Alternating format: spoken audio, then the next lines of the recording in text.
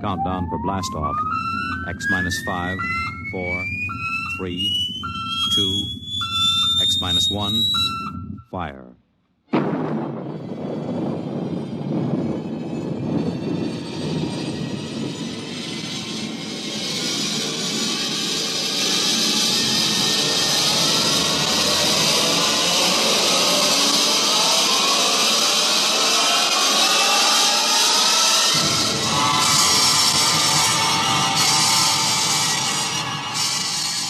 From the far horizons of the unknown come transcribed tales of new dimensions in time and space.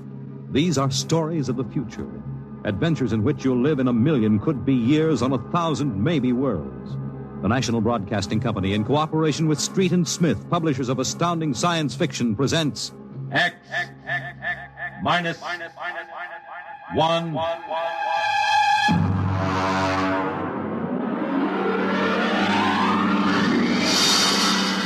The Martian Death March.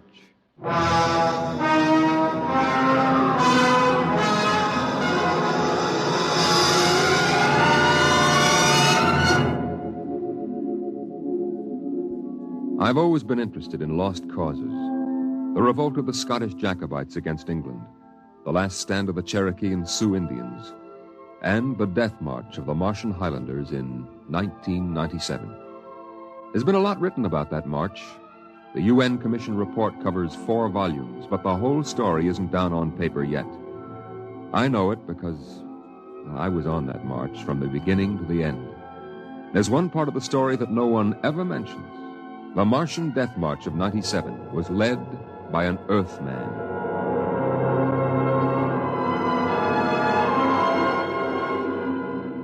Maybe you've been over the route of the march. There wasn't any highway there 30 years ago in 97. There was desert, hot, burning desert. I lived at the edge of the Calmac Canal then with my father. He was a prospector searching the surrounding desert with sonar probe and Geiger counter, scratching just enough ore from under the Martian sands to pay for our grub stake the next year. I remember he was in the Adamson digger in the North Quadrant when I came running out that day.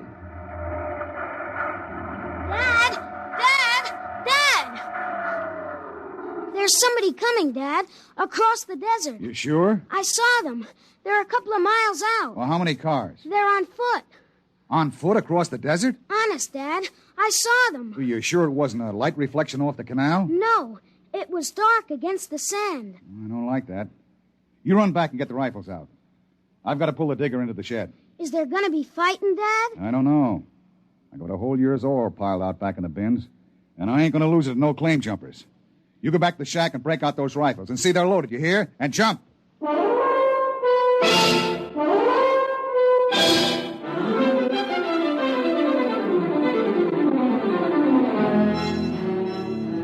Dad had 3 surplus Army rifles and a couple of homemade grenades made out of ore cans stuffed with Adamson A explosives. We crouched inside the shack, waiting. The shadow of the water tower in the doorway grew longer as the quick Martian dusk settled down over the desert. And there they come, Al. There's 2 of them. What's that on the first one's back? Why, I haven't seen one of those in 20 years. What is it? A one-man desert tank. They used to carry water that way before Adamson put out the air-still units. There's something funny about that second one. Look, he's all spindly, and his head's funny. He's funny, all right. Al, that's a Martian. I never saw one off the reservation before. Well, there hasn't been one, not in 10 years. I don't like this. Here they come into the dooryard. You remember what I told you. Line up the sights and just squeeze the trigger. Hello! Hello there! Now, Dad? Hello! Wait a minute. What do you want? Water! I need water! Who are you? My name is John. John, huh? What are you doing with that spider? His name is Cantalcar. I don't care what his name is. What's a human doing with a Martian? I found him in the dry bed of Calmac Canal, nearly dead of thirst. He probably ran off from the reservation. When our brothers are caged, they seek freedom. Brothers? Those spiders? All living creatures are our brothers, on Mars as on Earth. Hey, wait a minute. Bert Olstrom at False Wells told me there was a screwball hedge preacher over there hollering about letting the spiders loose off the reservations. Let no man call his own. No man, nor tribe, nor nation. I guess that's you, all right. Bert told me they called you Crazy John. I don't suppose there's any harm in you. Fill your tank up at the air still. And you can even have supper with us. We would be happy to. We? What do you mean, we? Cantle Carr and myself. That spider? Oh, no, I ain't having a Martian sit down and eat with me. You come on, though. Thank you, sir. No. Where my brother is not welcome, I cannot go. Well, suit yourself. Al, get the key to the water tower. Come out here. All right, Dad. And put away the guns. We won't have any trouble from these two.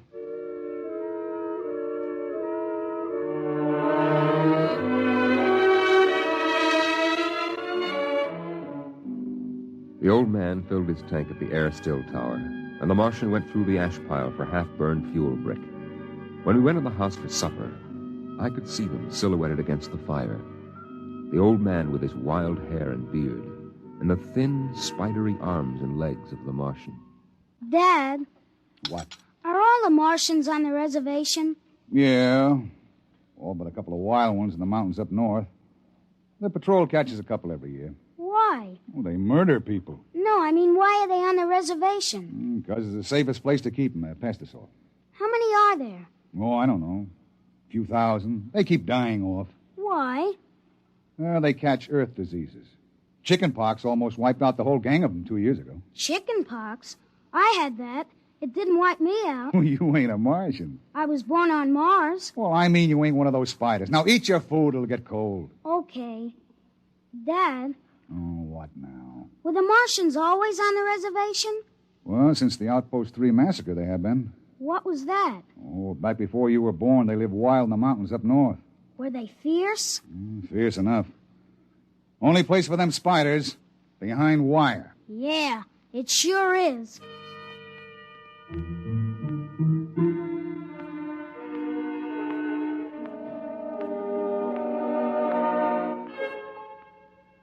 Out in the dooryard, the campfire flickered at the base of the water tower. The first of the Martian moons had set. The other wouldn't rise for several hours. I could hear the sandpeepers out in the desert as I stood there. The old man and the Martian were sitting on the ground, huddled close to the fire. It gets cold fast on the desert when the sun goes down. Is that you, boy? You can come up to the fire if you like. My dad wouldn't like it. All right. But I'm not afraid of no spider. No, there is nothing to be afraid of. How come his arms are all skinny? Ask him. Does he talk? Yes, his name is Cantle Carr. It is, huh? Hello. Hello, boy. He talks funny. It is not my language. Why isn't he on the reservation? You can get in trouble helping spiders to escape. No man has the right to imprison the innocent. They that are enslaved will be freed. They that are in sickness and misery will be comforted. They that are exiled in a strange place will be restored. My dad says that spiders are treacherous, cowardly, murdering savages. That's what he says. Boy, there was a time on this world when there were no earthmen, when the ships and the machinery of Earth were unknown. Then the people of the highlands lived in peace. But today they are a handful, starving, dying behind the wire. But the reservation isn't so bad. Our home is in the mountains of the north, not the desert. I heard a voice which cried out to me in the desert, "Go to your brothers." Do they really call you Crazy John? I have been called many things. You really think we ought to let those old spiders off the reservation? Boy, we die here in the desert. We die in the sun and of the sicknesses you have brought from Earth. That's 'cause Martians are just weak. I'll bet I could knock you down myself.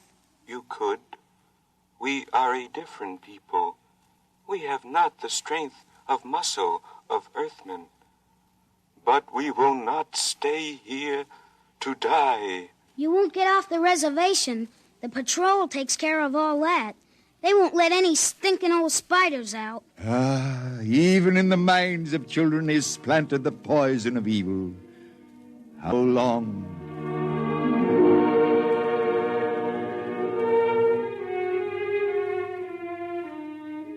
That night through the window, I could see the flicker of the old man's campfire. He was walking up and down now, shouting, singing hymns, verse after verse, his white beard catching the light as he passed behind the fire. The Martian sat slumped over, his thin, spindly arms folded across the huge barrel chest that had developed over the centuries as the air of Mars thinned and escaped into space. In the morning, I looked out, and they were gone. Looking back now, we wonder how they did it. The high-voltage wire around the reservation carried a fatal charge. The patrolmen in the tower had 50-caliber machine guns. The desert around the camp was mined heavily. Yet, at dawn, August 7th, 1997, they broke out. I was down at the dried-up canal bed hunting sandpeepers when my father came running after me. Al! Al! Here I am. Come on, back to the house. What's the matter, Dad? You shut up and run. What is it? The spiders busted loose. Bert Olstrom radioed in. They come in here? They're headed this way, the murdering devils. They kill anybody? 6 patrolmen when they busted through the wire. What are you gonna do, Dad? Fire a keg of Adamson A across the gate. You get in there and get the guns out.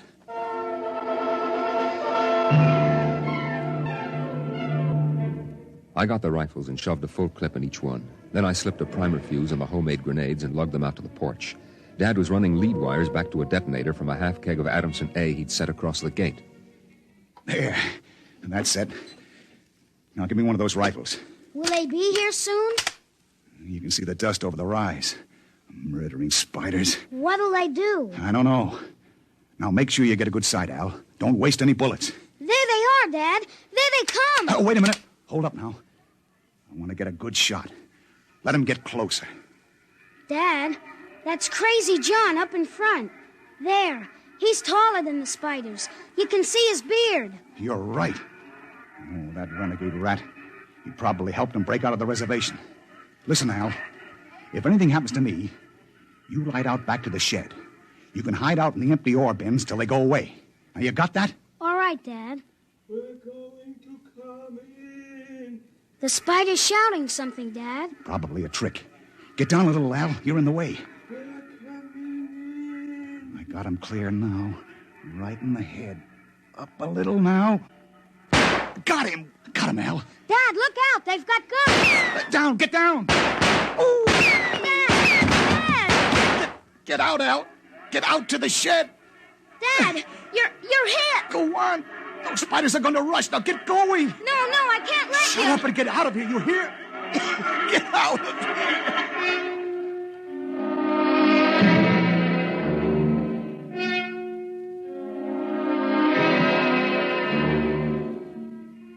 I ran back through the house to the shed. Behind me, I could hear the Martians sweeping up to the dooryard. Then suddenly the ground shook, and I could feel the dull concussion waves hit my ears as the Adamson A exploded. I could hear the high, whispered screams of the Martians and the rattle of fragments on the metal roof of the shed. I dived into the empty ore bin and slammed the hatch almost shut. I sat there waiting. And then suddenly a shadow fell across the edge of light, and the hatch slid open on top of me. You leave me alone. I'll kill you. Boy, I've been looking for you. Where's my dad? What did you do to my dad? He's dead. You killed him. You and those spiders. I'll kill you. I'll kill all those stinking murdering spiders. They are our brothers, boy. Your father shot without warning, and the fire was returned against my orders. You mean you weren't gonna attack us? Our brothers came in peace. They are going home to their mountains. We came to get water for the journey. You mean you just wanted water? You... Dad! John, the Earth Patrol will be following us soon. We must go. And the boy? We'll have to leave him here with water and supplies. No, the Earth Patrol would question him. We need the time. He goes with us.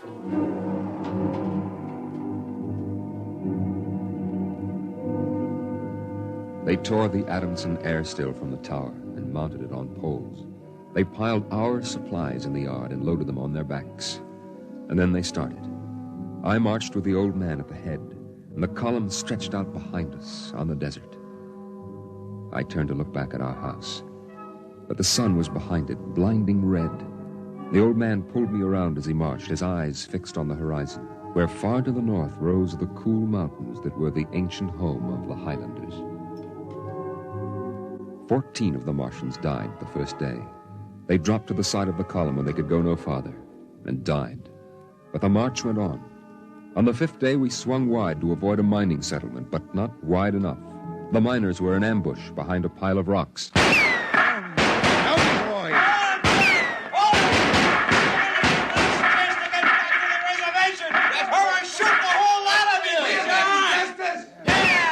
I shall lead them home, home to the promised rest, home to the mountains. March forward! March forward!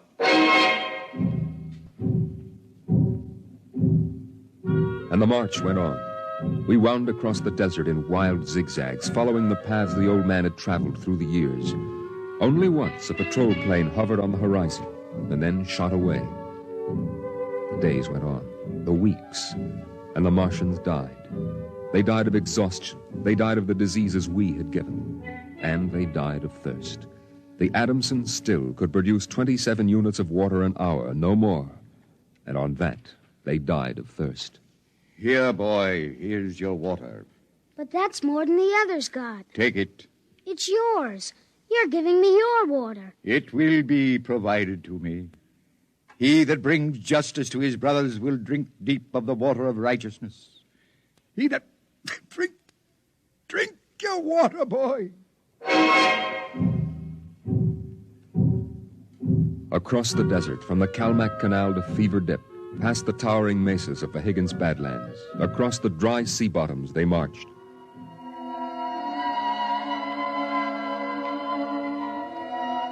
On the 54th day of the march, we halted at evening. The air was thinner, colder now. The rations had long since been exhausted. I lay down to sleep, wrapped in the old man's coat. Early in the morning, before sunrise, I woke suddenly. The ground mist that had covered the desert the night before was lifting slowly, and I saw the old man standing by the burned-out fire, the vapor swirling around his legs in the cold light of the false dawn, edging his wild beard. Go back to sleep, boy. I can't. The end is near. I have led them through the wilderness, dry shod across the seas, and before us lie the mountains. You mean we're almost there? When the mist is taken from the eyes of man, the place of refuge can be seen. You mean the mountains? It's over. We're there. I have led them to their home, and I must go back to the desert. You mean alone? Even now, I hear a voice in the wind. Carry the message to the men of earth. Bring to this new world the message of the old. All beings created in the universe are my brothers, and he that harms my brother harms me. Goodbye. Goodbye, boy. You'll be safe now. Goodbye, John. Goodbye.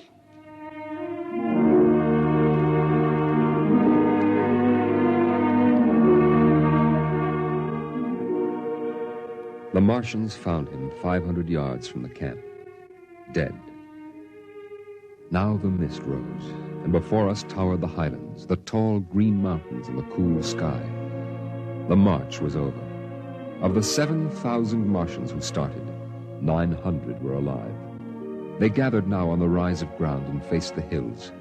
Their thin bodies wavered as they stood, and some dropped to the ground as they stood there. But there was a light of hope in their large, staring eyes. Most of them had died, but they had died on the way home, and now the march was over.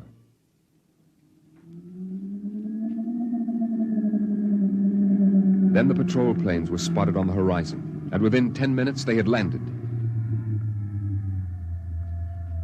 The Martians stood silently as the squads piled out and set up the .50 caliber machine guns and the petroleum gel flamethrower.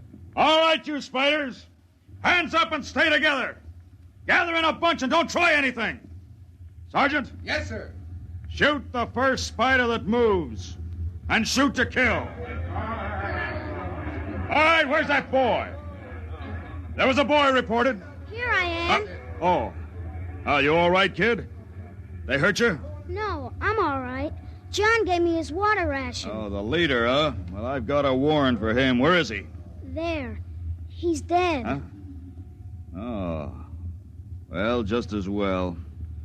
I'd hate to be him in front of a settler's jury. What are you going to do to them? The spiders? See those transport planes coming in? We're going to ship them all back to the reservation where they belong. You can't. You can't do that. What are you talking about, kid? You can't take them back. They're home. John said they were home. You can't take them back. It isn't fair.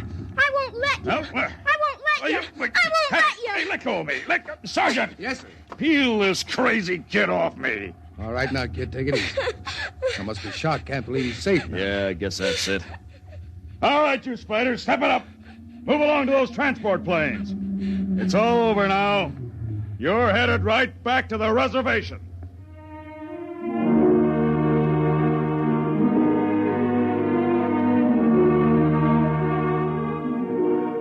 They separated them in groups of 50 and loaded them on the planes.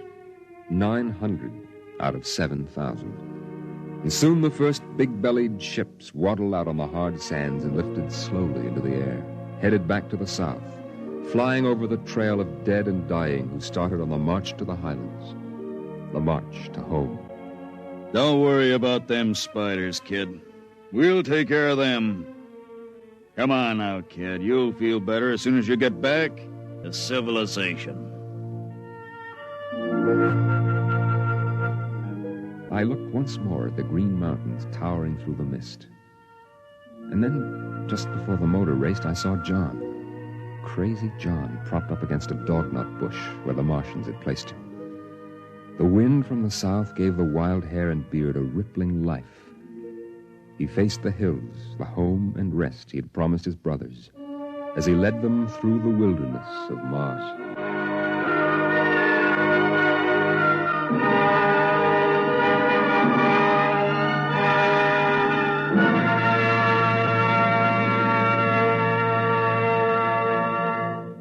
You have just heard X-1, presented by the National Broadcasting Company in cooperation with Street and Smith, publishers of astounding science fiction.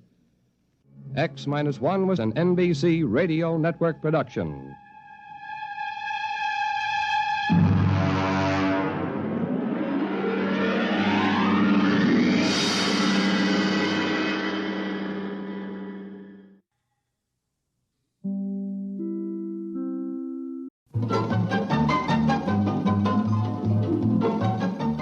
This is Walter O'Keefe, inviting you to listen in on the Nightline.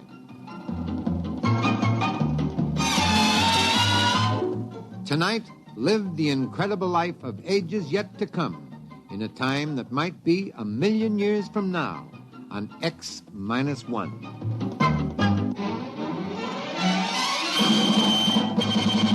Now, an incredible story of the world beyond. Countdown for blast off. X-5, 4, 3, 2, X-1, fire.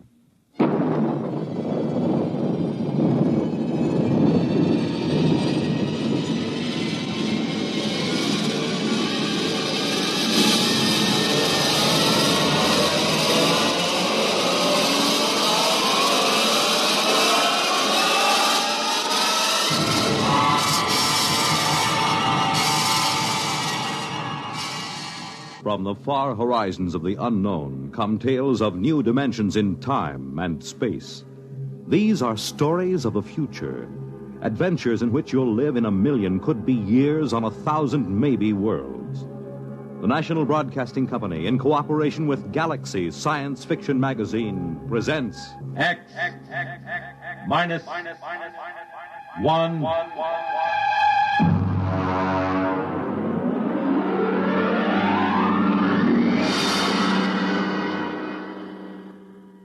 Tonight, The Haunted Corpse by Frederick Pohl. But first, hear this. Whenever you want things to be just right, be it here or there or day or night, you make it Pabst, 'cause Pabst makes it perfect. Yes, Pabst makes it perfect. Just as we always have ever since 1844. So next time, you make it Pabst, because Pabst makes it perfect. America's Blue Ribbon beer from the Pabst Brewing Company, Milwaukee, Wisconsin. Yes, Pabst makes it perfect.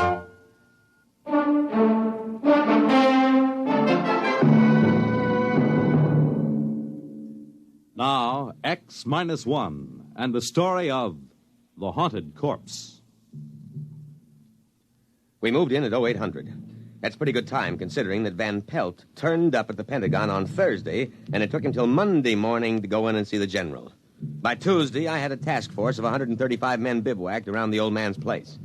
Corporal McCabe, my orderly, reported mission accomplished. Well, Colonel, there's a whole company dug in down the road right yonder, and Wins is all set up right here like you done ordered. We got a covey of them recon cars from the cavalry roaming like a passel of June bugs quartering a handkerchief.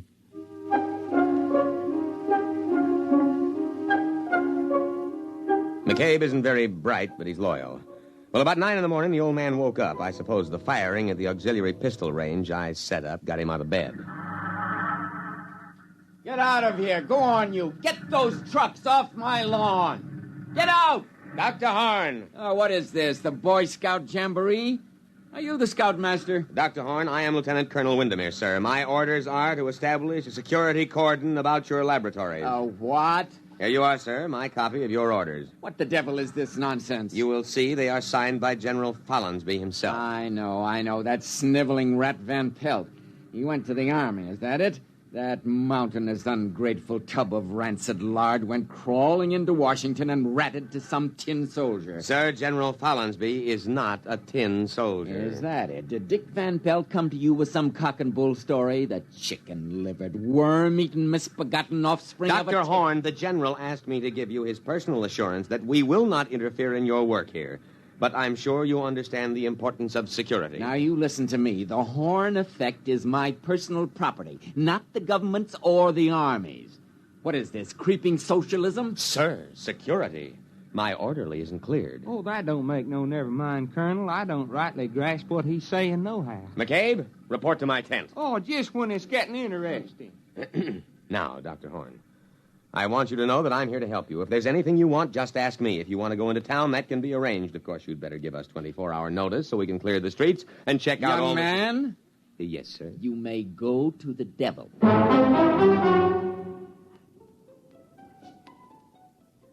Of course, he went in to call the Pentagon and protest. He had a lot of spirit for an old civilian of about 75. Hello?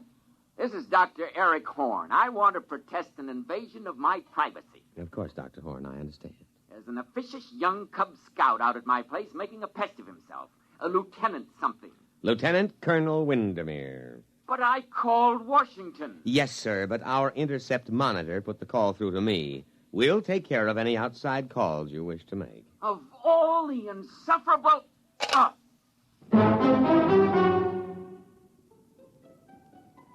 At about 0600 the next morning, I ran a surprise full-scale inspection and simulated infiltration.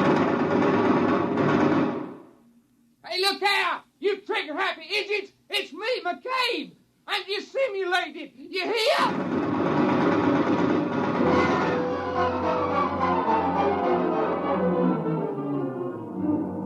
Fortunately, he was only grazed. The wire-stringing detail worked all night, and we had surrounded the old Victorian house with triple-strand electrified barbed wire with guard towers every 50 feet. At 1400, I paid a call on Dr. Horn. What are you doing here? Good afternoon, Dr. Horn. I came in for your report. My what? Your daily progress report. It's in my orders. Paragraph 8. Just carry on, sir. Corporal McCabe will take your words down. Oh, his clearance came through last night. You have a method for electronically killing a man without touching him. Killing, Lieutenant? Will you tell me what in the sweet name of heaven did I say that gave you that particularly stupid notion? But I understand. You think this is a weapon. Of course, sir. Of course. My machine renders humans into corpses. A chipped flint will also do that. Look, you simpleton, don't you realize what my machine can do? It can separate that something which, added to a body, produces a man. A subtracted leaves a corpse. I can separate the two things without destroying them. You understand that I can take the ghost of life out of a body and keep it unharmed. Try to understand that, you pig-headed, mule-eared, rabbit-faced...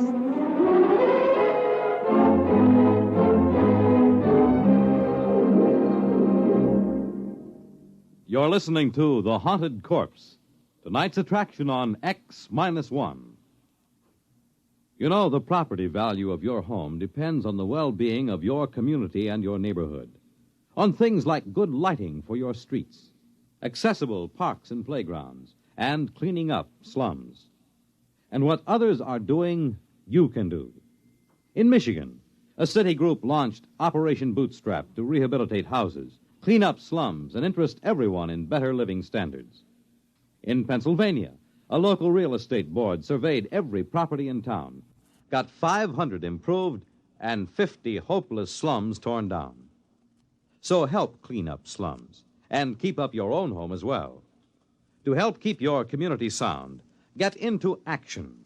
Action is a national organization designed to help you protect the well-being of your community. For free information on your particular problem, write to Action, Box 20, Radio City Station, New York 20, New York.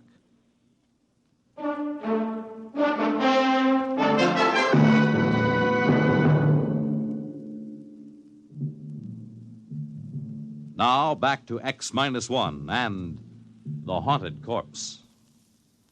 I terminated the interview and went back to headquarters to prepare my situation analysis. Van Pelt, all 300 pounds of him, was waiting for me. He was eating a can of sea ration with a knife. He's perfectly sane, Colonel, but he's dangerous. Very dangerous. You've got to protect me, absolutely. Van Pelt, I want the straight dope on Horn. Now, what is this ghost business? Oh, that. That's just his way of putting it. You see, care to join me in a can of beans? No, thank you. Well, there's a difference between a living man and a dead man, and that difference is what Dr. Horn whimsically calls a ghost. Call it life, plus intelligence, plus soul, if there is such a word in your lexicon, Colonel. You mean his machine conjures up ghosts? No, Colonel. Dr. Horn is an impossible old vulture, but he's not a faker. Horn can drain the essence of life from a body and store it, or if he wishes, he can replace them in another body. Would you mind handing me the can opener? This looks interesting. Macaroni and beef. Supper ration.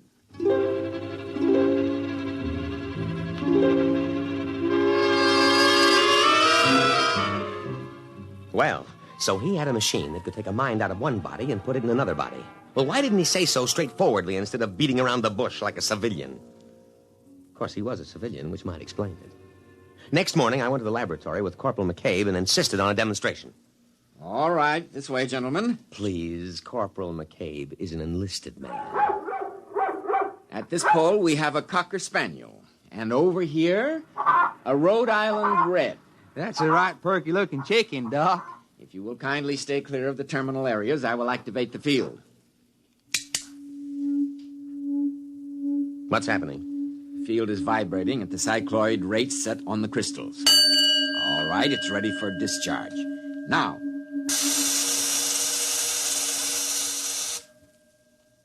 Well? Watch. Here, Rover. Here, boy. Here, boy. Hey, that ain't no hound. That's the chicken. I know. Here, Rover. Well, I'll be pickled for an eel. That little old chicken is trying to wag its tail. And over here... Here, chick, chick, chick, chick, chick, chick, chickie. Here, chick, chick, chick, chick, chick, chick. Well, doggone. I never did see the like of that. A flop-eared, honest-to-Pete dog trying to peck corn.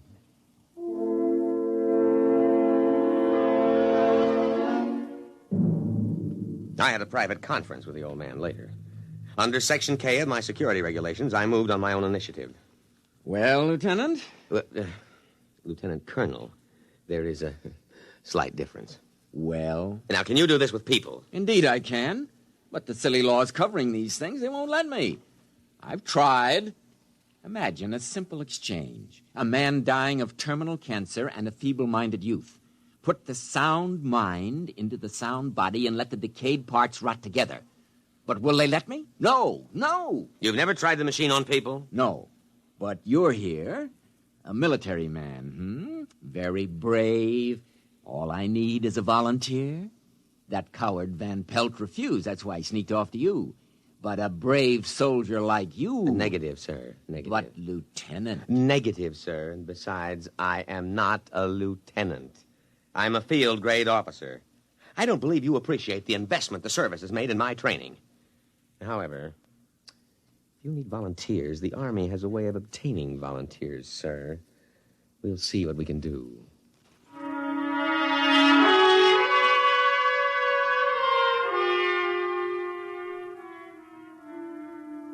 Actually, it was easy. First, there was a boy from Maine awaiting court-martial on an AWOL charge. Second, he volunteered when I pointed out he could get up to a year at hard labor. And then McCabe. Oh, no, Colonel, sir. I ain't a volunteer in time.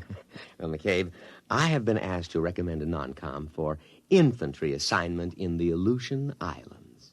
Infantry? Yes. Advance, rifle, platoon, scout. The Aleutians? In the winter. Colonel, sir, I begs to report you have found a volunteer, namely I.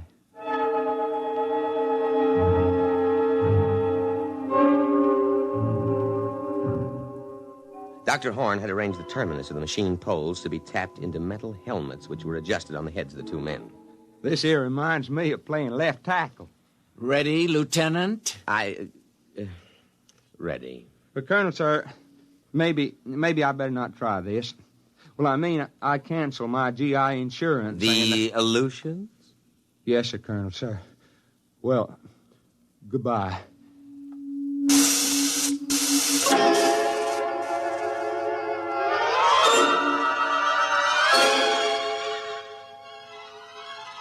The test was an anticlimax.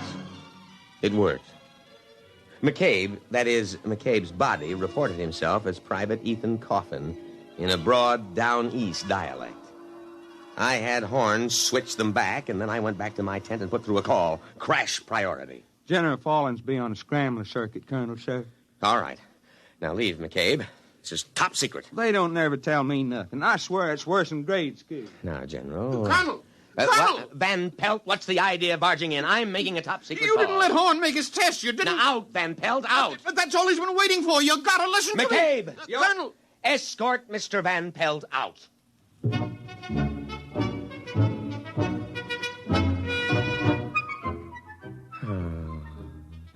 I was floating on a cloud of pure joy. I could see my eagles within my grasp. Maybe even a full star. I told the general my plan. Are you still there, sir? Oh, well, you see, we use the device for intelligence. Suppose someone way up top in their government should visit the United States. We switch him, put our own man in his body, you see? Or in wartime, take a few prisoners and put our men inside their bodies. Yes, sir. Yes, sir, I can be available for a staff meeting at 0900. Yes, sir. General Windermere. Lieutenant General Windermere. Oh, why not? General of the Armies. Colonel, sir. Oh. What is it, McCabe? That Mr. Van Pelt. Listen, McCabe, next time I'm on the top secret scrambler to the Pentagon, don't you dare let anybody into the command tent. No, sir, Colonel, sir. But this here Van Pelt... I don't want to hear about him. Now let him cool his heels a while. Well, he ain't. That is, he left. Good. But he carried on something frightful. He kept saying Mr. Horn wanted to live forever. What? Screwy, ain't it? That's what he said. He said all Horn was waiting on was to make a test on human beings. He said that he's going to grab the first man he runs into and steal his body. I think he is drunk or something. McCabe, call a condition red alert. Well, what for? Don't argue. Oh, never mind. You go up to the laboratory and take Dr. Horn into custody. I'll give the alert. Now move.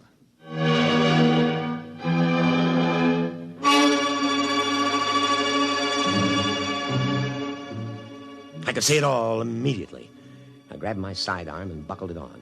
Then I threw the switch that signaled a red alert throughout the unit. Just what you'd expect from a selfish civilian like Horn. He'd take an invention like this and use it to steal other people's bodies to prolong his own nearly senile existence in a younger body. And if that happened, there goes my General Star. Because he'd surely smash the machine and we'd never be able to trace him or switch him back, and we wouldn't know which body he stole. I was held up at the inner perimeter for 5 precious minutes while some idiot insisted on a password. I just happened to forget it, although I had issued it in the morning. Luckily, while I was swearing at him, I accidentally hit the right combination and let me through. Van Pelt had gone into the laboratory. I knew that. Probably to try to stop the old man. But the effect would be to supply him with a body. He'd have to swap immediately. He couldn't take the chance of a heart attack. I ran into the laboratory, my sidearm drawn. Horn! Dr. Horn! I tripped over a human body. Still warm. Dr. Horn. His cast-off cocoon. Abandoned. And then in front of me, I saw him. Van Pelt! Too late! Too late! Now, wait. Listen. Oh, McCabe, what happened to you? He slugged you, did he? Too late! Now, wait. Don't smash the machine. Van Pelt, I know it's really you, Dr. Horn, and Van Pelt's body. Now put down that gun. I'll smash it! Smash it! Stop. Don't wreck the machine. Listen, Dr. Horn, I'll help you. I'll see you get a good, healthy body as long as you want it. Dr. Horn, think of the safety of our country. Think of security. No, I'm not Doctor... Who shot that? McCabe, put that pistol away, you fool! Oh, Horn. Dr. Horn, speak to me. Now, I know it's you in Van Pelt's body. Now speak to me, Dr. Horn. Oh, he's dead. McCabe, you simple-minded... Why did you kill him? Oh, everything is gone. My General Star, everything. All right, McCabe, report to your quarters. You'll get a court-martial that'll make your hair curl.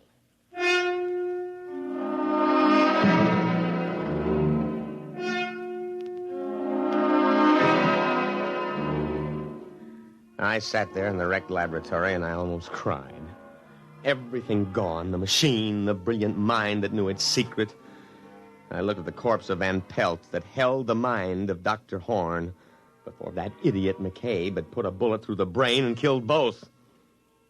I could almost feel cheerful as I thought of the court-martial to come. It was at that moment that Sergeant O'Hare came in to tell me that McCabe wanted me on the telephone. I picked it up and waited to hear the miserable rat crawl and plead for mercy. Colonel, sir, this here's Corporal McCabe. McCabe, there is no use pleading for mercy. I trust you have managed to find your quarters. You're under arrest. That's what I thought. I don't think I'll stay for the court-martial, Lieutenant. They bore me. McCabe, but the voice. Dr. Horn. Precisely, Lieutenant, precisely.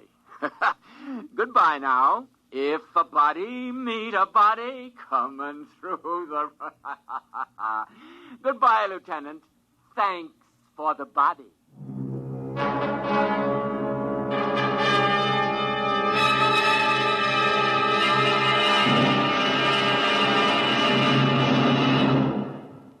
Fred Collins again, and I'll have another word about X-1 in a moment.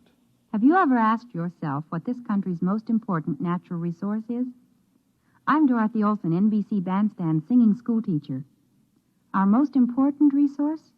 Well, you might consider it our mineral deposits, or our tremendous sources of water power, or maybe our great forests. Well, these are all very important natural resources, but there's one resource that's more important than all these combined. Our children.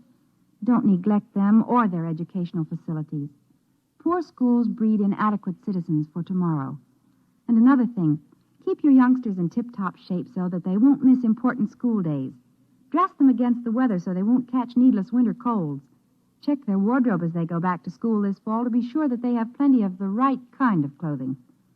Remember, our children are this nation's most important natural resource. It's your job to protect their future as they go back to school this fall. You have just heard X-1, presented by the National Broadcasting Company in cooperation with Galaxy Science Fiction Magazine. Your announcer, Fred Collins. X-1 was an NBC Radio Network production.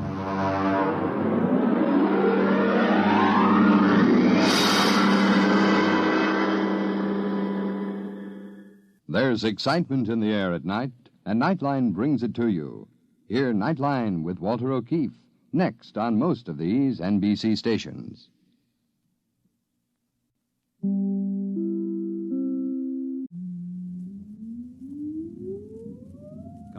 blast off. X minus 5, 4, 3, 2, X minus 1, fire.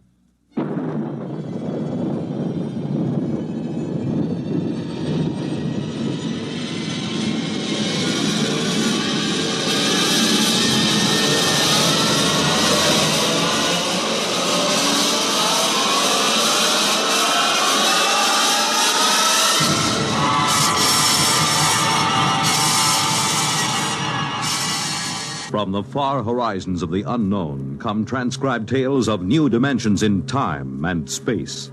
These are stories of the future, adventures in which you'll live in a million, could be years, on 1,000 maybe worlds. The National Broadcasting Company, in cooperation with Galaxy Science Fiction Magazine, presents X minus 1.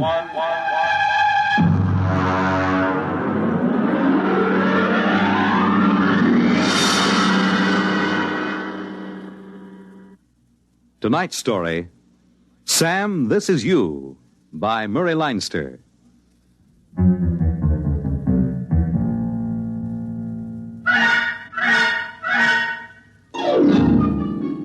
If I were you, I wouldn't believe a word of this story.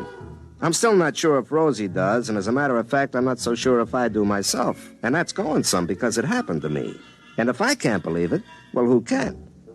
I suppose it could have happened to anybody, although, on the other hand, maybe it couldn't have happened to nobody. And that's pretty mixed up, so maybe I'd better begin at the beginning. And in this case, that's not so easy as it sounds. For one thing, there's the question of where is the beginning? Well, anyways, I'm Sam Yoder. I'm a telephone lineman for the Batesville and Rappahannock Telephone Company. I got into that line of work because I was in a wire platoon during the war. I've been up more trees in the Ardennes forest in Belgium than anybody, except maybe a couple of squirrels, and they didn't have to string telephone wires. I guess it started because Rosie, she was my girl, Rosie. She thought I lacked ambition. And also get up and go. Yeah, anytime you say, honey, except it's one of those jitterbug things, and I can't jitter much. I don't mean dance. I mean stick-to-itiveness. Now, honey, that's ridiculous. A telephone lineman has more stick-to-itiveness than anybody, or he'd fall right off the pole. Huh? Want another drink? Sam, are you trying to get me drunk? No. Well, only there's a $3.50 minimum in this place, and I hate to see it go to waste. I'm discussing your future, Sam. Okay. Do you think a telephone lineman's life is right for you? Well, has its ups and downs. Sam. I'm sorry. I warned you. Once more, and I'm going to ask you to take me home, even with a $3.50 minimum unexpired. Yeah, okay, honey. Now, what are you doing to improve yourself? Nothing, I guess. Why don't you take one of those correspondence courses? You know, the ones with a picture of Arthur Godfrey, and he says, I was awful in high school arithmetic till I sent in the coupon. What does he need with high school arithmetic? It's the principle of the thing. Sam, I'd hate to think I was engaged to a man who didn't improve himself. Well, I'll figure something out, honey. You don't want to spend all your life with your arms around a pole. Well, it was all right with George Sand. Is he working at the company now? No. George Sand. She was in She? Yeah, sure, honey. It was a pen name. You see, she was in love with Chopin. You get it? No. Well, he was a pole. You see? Arms around a pole. You get it now? Yes. Now I get it. Sam, take me home immediately.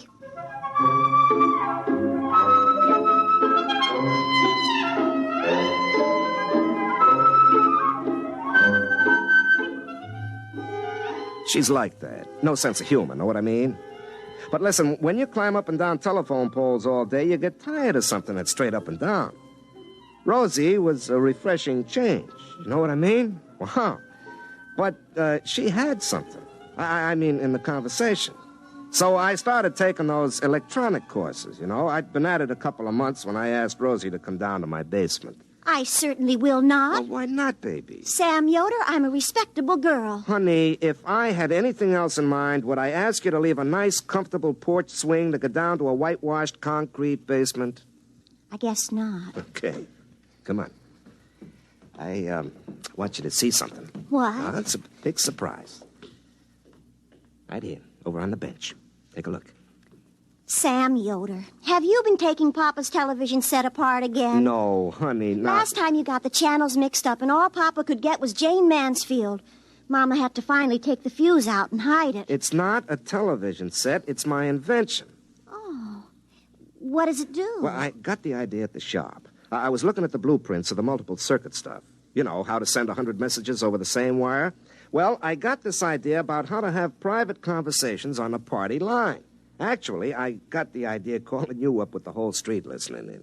Does it work? Well, almost. I got a few bugs in this mess of garbage here. Sam, that's no way to talk. Well, honey, all the engineers talk that way, and they're college men with fraternity pins. Well, then I guess it's all right.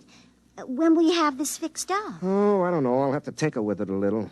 It's just like you, honey. Sam, you do not have to tinker with me. Honey, I mean electrically like you. High voltage and a lot of current, but too much resistance. You get it, honey? I mean like an electrical circuit? Resistance is... I get it. Sam, take me home immediately.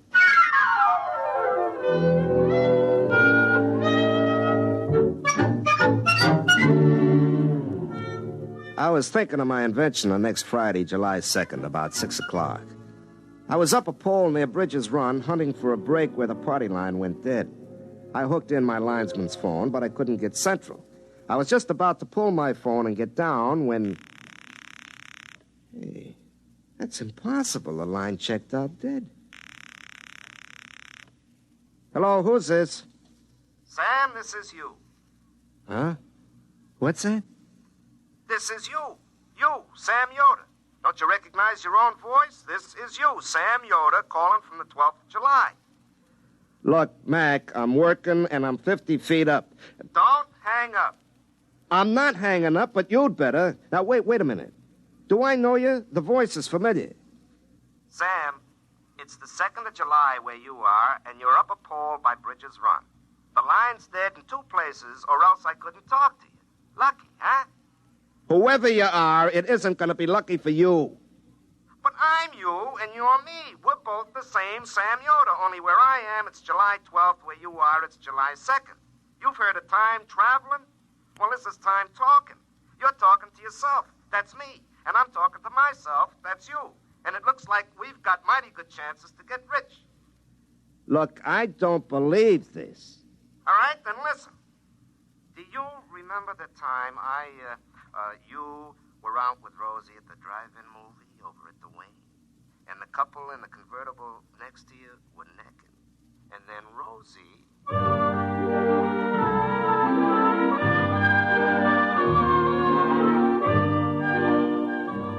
Well, never mind what he said. It was something only me and Rosie would know about. Nobody else in the whole world, so I knew he was me. I was him. We were the same. He told me what he wanted me to do, and then he told me where the brakes were in the line and hung up. Well, I cut loose down the pole, and my irons only hit it twice from the top to the bottom. I was sweating and shaking a little, and it didn't help any when I found the 2 brakes right where the voice said it would be. But that wasn't any more impossible than anything else. I called into Central and told them I was sick, which wasn't particularly untrue anyway. And then I went home and made myself a cup of coffee, and pretty soon I was muttering to myself, which I don't say now in order to make telling the story easy. But I do it all the time, like this. You got a good cup of coffee here, Sam, old boy. Instant, but strong. Oh, now there isn't any weak-mindedness in my family, and the company psychologist said I grew up stable. Was it inner stable? Well, anyway, nobody but Rosie knows I told her nose is so cute I couldn't believe she ever had to blow it. Maybe it was me talking to myself. Donut, Sam? Don't mind if I do. I talk to myself just sitting over coffee. Why shouldn't I talk to myself on the telephone? From the middle of next week, on a dead line. I wonder if that psychologist was right. More coffee, Sam? Just a little to hot it up. When? Now, look, if somebody drove over to Rappahannock past Dunsville and telephoned back that there was a brush fire at Dunsville, I wouldn't be surprised to get to Dunsville and find a brush fire there. So, if somebody phones back from next Tuesday that Mr. Broadus has broke his leg next Tuesday, why should I be surprised to get to next Tuesday and find out he done it? More coffee, Sam? No, thanks. I couldn't touch another drop. You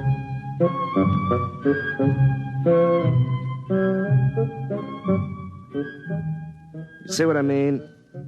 Pretty soon I began to realize there was money in this thing, and I got to work on my invention, the one I meant to use for private calls on party lines. I got out the soldering iron and a bunch of components I liberated from the phone company, and I started to rearrange the circuits the way that voice on the telephone had told me to.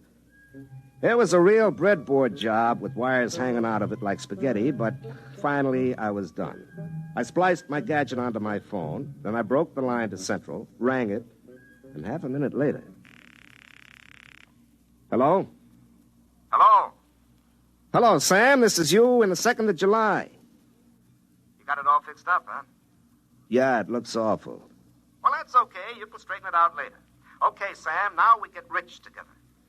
Look, Sam, I want to ask you a few things about this gadget. Now, you know where those 4 transistors are hooked up bridging the... Look, Sam, you mind if we don't go into that right now? Yeah, but I want to know if I reverse the leads, will I... Some other time. Well, if you're too busy to talk... I'll tell you, I am kind of busy right now. You'll understand when you get to where I am. Look, I worked 6 hours on that thing because you said to it. Don't get mad, Sam. I'll tell you what. You go see Rosie and tell her about this and have a nice evening. Ha-ha. What do you mean, ha-ha? You'll find out. Knowing what I know, I'll even double it. Ha-ha, ha-ha.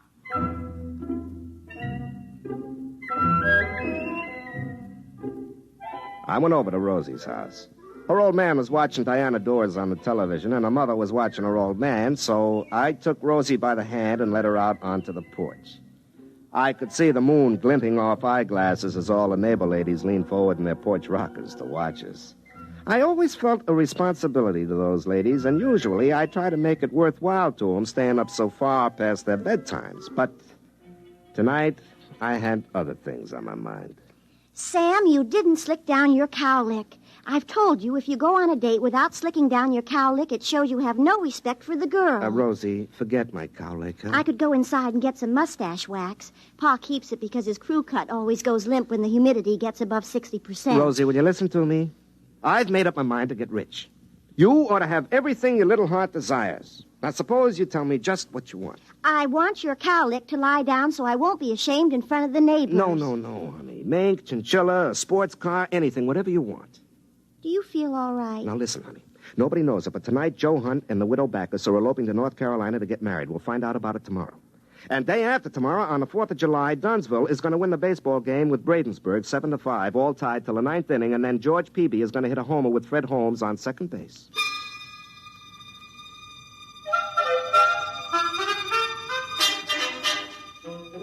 There was a brief silence, interrupted only by the sound of Pa's rocker going over as he tried to get a better angle on Diana Dors. I don't know how many times I've explained to him you can't improve on the view on a 2-dimensional TV screen by craning your neck. But he says you can't overcome a lifetime of habit. Well, anyways, I explained to Rosie about Sam in the week after next telling me all these things and how we were going to get rich. Sam, somebody was playing a joke on you. Oh, yeah?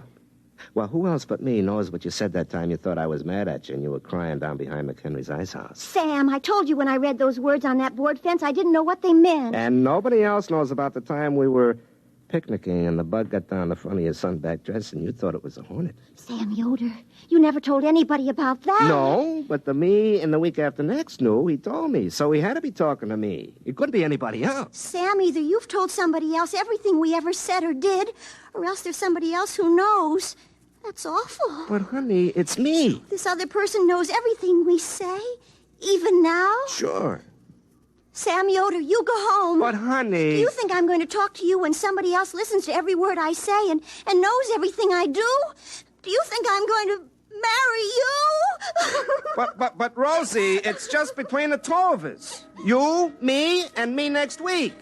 Rosie.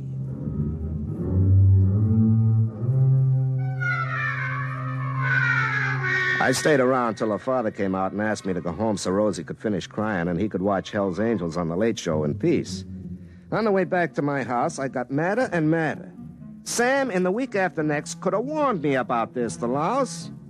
Well, I plugged in my gadget and rang, but I guess there was nobody home on July 12th because there wasn't any answer.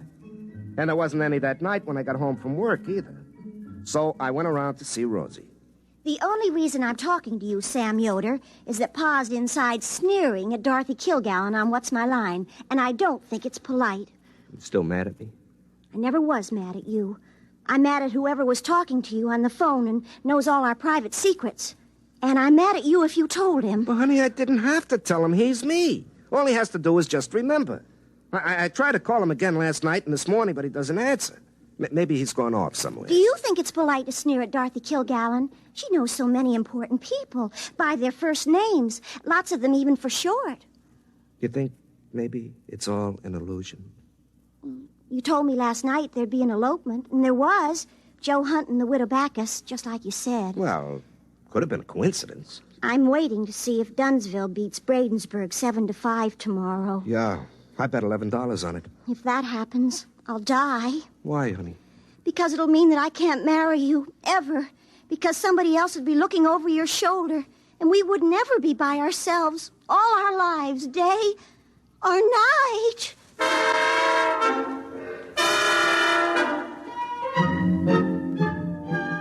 The next day in the big 4th of July ball game, it was tied in the ninth. Then George Peavy hit a homer with Fred Holmes on second base, and Dunsville beat Bradensburg 7-5. I collected my bet, but the $11 turned to ashes in my mouth. I didn't go over to Rosie's that night. I stayed home and kept trying to call myself up on that gadget that I told myself how to fix up. It was a moonlit night, the kind I usually spend with Rosie while her old man watches the $1 million movie for the 7th time on TV, hoping that the ending will come out different. But there I was in the basement trying to call up the week after next, and nobody home. In the morning, I woke up suddenly. I thought it was the alarm clock, but it wasn't. Hey, I left the gadget on. Oh, wait, don't go away. Wait.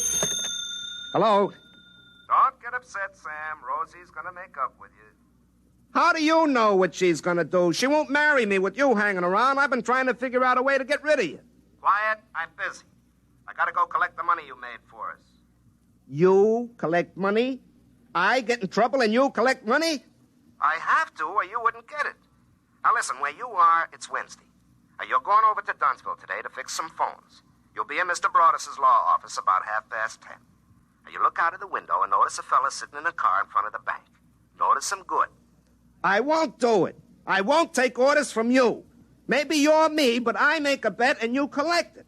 For all I know, you spend it before I get to it. Now, I'm quitting this business right now. It's cost me my girl and my peace of mind and the blazes with it. Okay.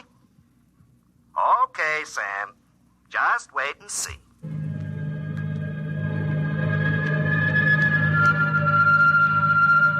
The trouble with a story like this when you tell it is there isn't any suspense, like one of those old movies where a gypsy fortune teller tells George Raft he's going to be head gangster and fall in love and finally get shot by his best friend, played by Ralph Bellamy. And then the rest of the picture just goes like a local commuter train following a schedule. Well, sure enough, I was ordered over to Dunsville to fix the phones in Mr. Broadus's office. Well, at 10:30, I happened to look out of the window, and there, sitting in a car with the motor running, was a reddish-haired man. Then suddenly 2 other men come running out of the bank carrying bags. Mr. Harrison, the guard, is shooting at them. And they're shooting back.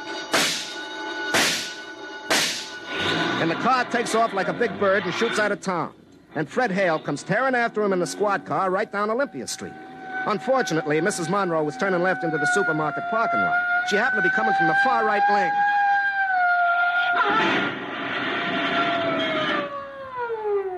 And so the bank robbers got away clean with $35,000. They'd cut all the wires out of town where they crossed Goose Creek, and so they sent me right out to fix it. I was up the pole right next to the creek working, and, like usual, talking to myself. Sam, do you realize what that was? A bank robbery. You, in the middle of next week, told you to come over here and watch a bank robbery, but you didn't tell yourself what for. You didn't tell yourself to stop it. Sam, that other you is a born crook.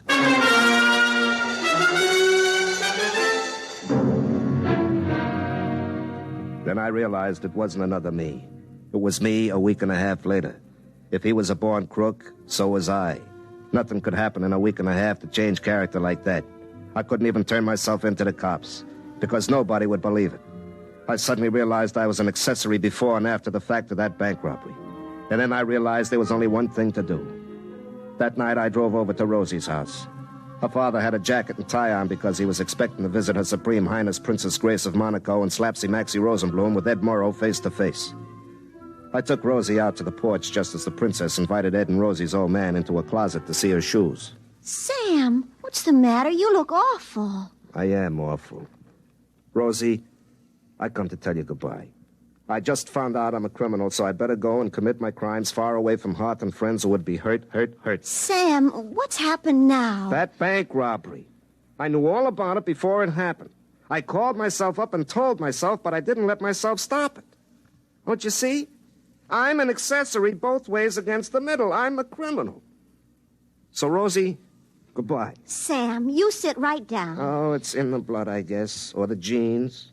What do you think in my case it was environment rather than heredity? Now, Sam, you haven't done anything yet. It's that other you. But I'm going to have done something. I'm doomed to be a criminal. Well, I'm going to reform you. What? I'm going to reform you before you start. I'm going to stay with you from now on, every place you go. But, Rosie, I climb poles. I'll wear my tapered slacks. You won't do anything criminal with me along. And if that other you starts talking to you on the telephone, I'm going to climb the pole and tell him where he gets off.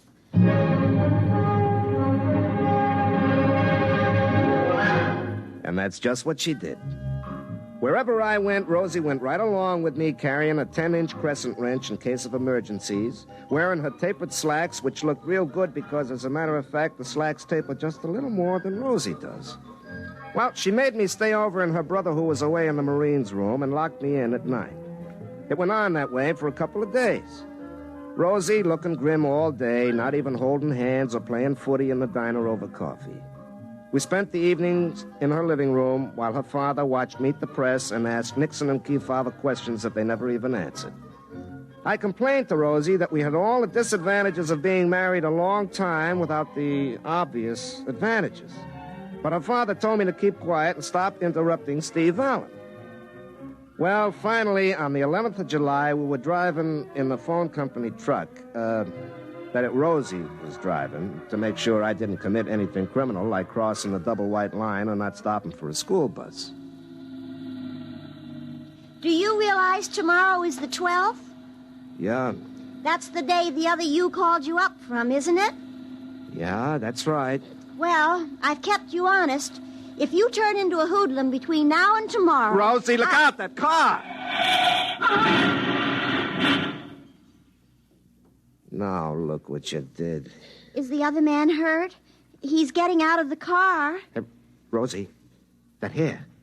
Rosie, that's the man who... Get down, he's shooting at us. Why? Well, he's the man I saw outside the bank. He's one of the bank robbers. Look out, he's coming this way. He looks awful mad. Why not? We smashed his getaway car. Rosie, get behind me. I'll protect you.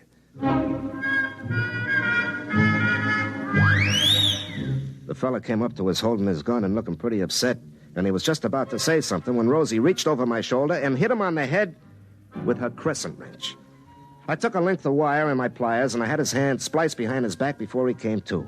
We threw him in the back of the truck and took him into the sheriff at Dunsville. He confessed right away and told where his buddies were hiding out. Rosie locked me up in her brother's room again that night, and then it all came clear to me.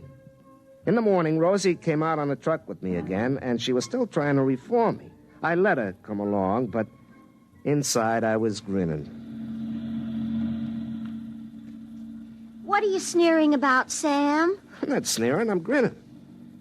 Rosie, do you realize there's a $5,000 reward for those robbers? And we get it? Well, I'm still worried about that other you. Oh. Well, we'll take care of that right now. Sam, what are you doing? Now, just a minute, honey. I gotta climb that pole.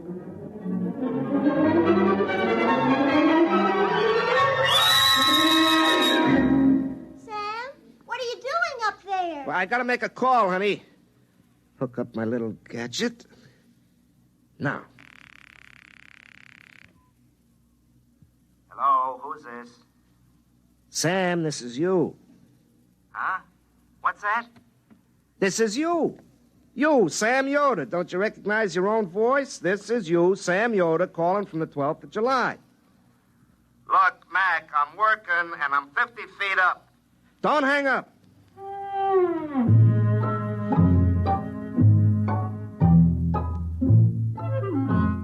You see? It was me all the time. Here it was in the 12th of July, and I was talking to myself back in the 2nd of July, and it was the same conversation word for word. Oh, Sam, then it was you all the time. Uh-huh. Back in the 2nd of July, he's cussing me out just the way I did. And he'll fix this gadget up the way I just told him. Then we still have our secrets. Oh, sure, honey. I'll remember when I call me up tonight 10 days ago, I'm going to be very busy. And I won't want to waste time talking to myself a week and a half ago. Now, Rosie, what do you suppose I'll be doing tonight that would make me not want to waste time talking to myself 10 days ago? Rosie? Oh, Sam, we'll have all tonight to ourselves. There's a big spectacular in compatible color with Esther Williams, and Pa will spend the whole night twisting the dials trying to get the color right. He'll be furious. But your set is black and white. That's why he'll be furious. Well, how do you like the nerve of me calling me up and interrupting me at a time like that? Well, it won't take long, honey. I haven't got too much to say to myself this time.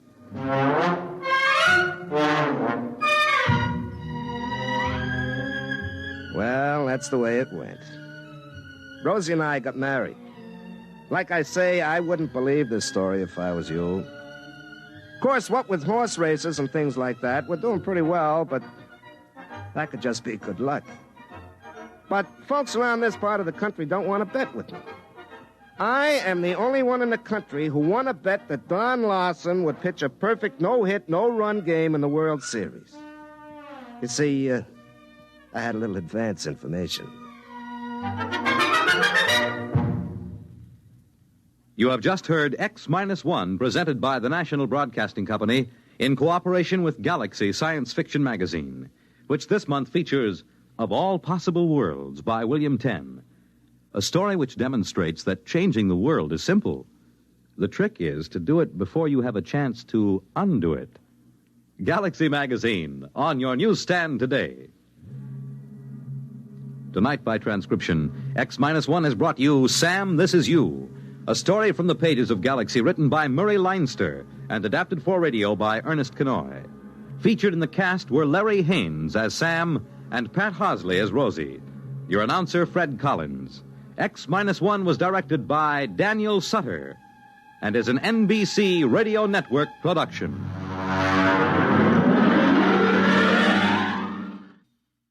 For eerie tales that set the scene for witches' flights this Halloween, hear Sleep No More tonight.